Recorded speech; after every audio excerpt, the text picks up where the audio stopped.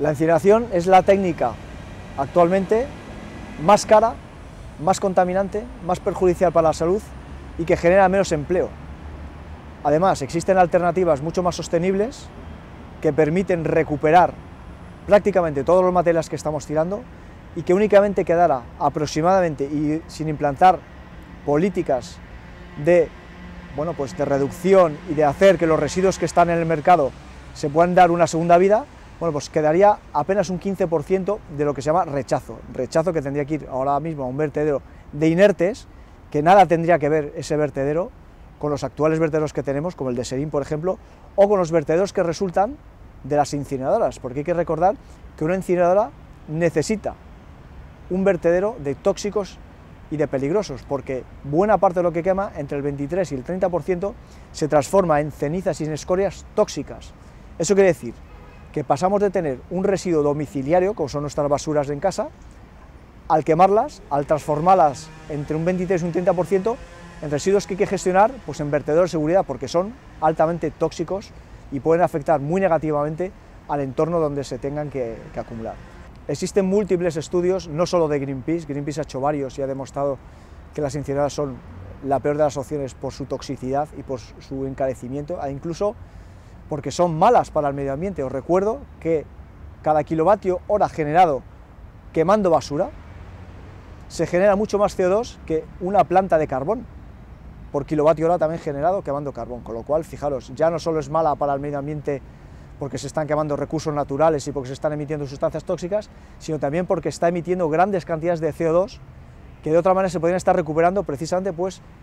recogiendo esos plásticos, recogiendo esa materia orgánica, recogiendo y reutilizando pues todos esos otros materiales que se están quemando, y todo esto lo que permitiría es, lógicamente, disminuir esas emisiones de CO2,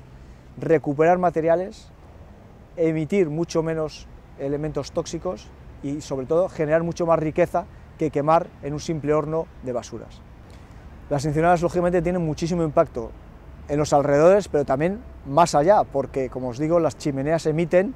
y los contaminantes no caen directamente al suelo, sino que se van dispersando poco a poco y terminan cayendo, lógicamente. Con lo cual, no hay una distancia segura a estas plantas, porque las dioxinas y los furanos, según la Agencia de Protección del Medio Ambiente de Estados Unidos, que nada tiene que ver con Greenpeace y, como sabéis,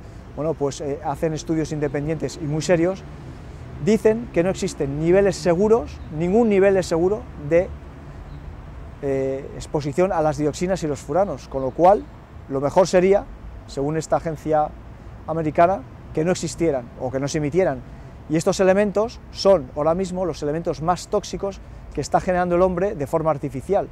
porque no se biodegradan durante décadas en el medio ambiente. Quiere decir que cuando emitimos estas sustancias, aunque tú estés por debajo de lo que nos marca la ley, porque siempre emites algo, pues año tras año se están acumulando pues en los pastos, en el suelo, en las aguas, que al final, de una u otra forma, terminan pasando al ser humano, porque somos el último eslabón de esa cadena trófica y, lógicamente, pues consumimos los vegetales, consumimos la leche, consumimos los huevos, consumimos los animales, y todo eso termina pasando a nuestro organismo. El caso de Asturias es bastante paradigmático, porque quien está promoviendo la construcción de esta incineradora es el PSOE asturiano, cuando la comunidad de al lado, en Galicia, ahora mismo también el gobierno galego, la Xunta, está planteando que se construya una nueva planta incineradora, una gran planta en el sur de Galicia, todavía no han dicho dónde. Y la oposición a esta planta precisamente viene también del PSOE. Es una cosa que no entendemos bien, cómo en una comunidad apuestan por una técnica insostenible y por otra están defendiendo que se apueste por técnicas que nada tienen que ver con la incineradora. Con lo cual estamos viendo que el color político en este caso parece que no tiene mucho que ver con la sostenibilidad o no, sino más bien con intereses que no llegamos a entender por qué